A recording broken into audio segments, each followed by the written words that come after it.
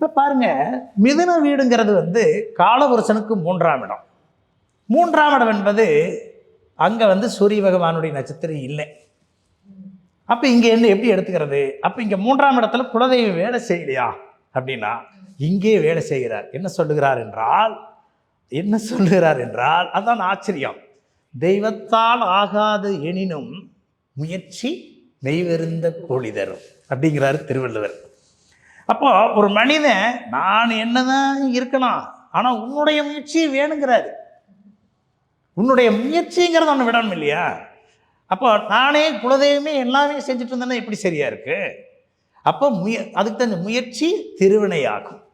முயற்சியுடையார் இகழ்ச்சி அடையார். அப்போ முயற்சி ஒரு மனிதனுக்கு சிறப்பாக இருக்க வேண்டும். நீயே முயன்று ஒரு சில வேலையை செய் என்கின்ற காரணத்தினால் மிதுன வீடு என்று சொல்லக்கூடிய இடத்தில் சூரிய பகவான் நட்சத்திரம் வரவில்லை. குலதெய்வம் அங்கே கொஞ்சம் நம்மளை விட்டு வேலை செய்யறதுக்குண்டான வேலையை முயற்சி எடுக்க வைப்பார்.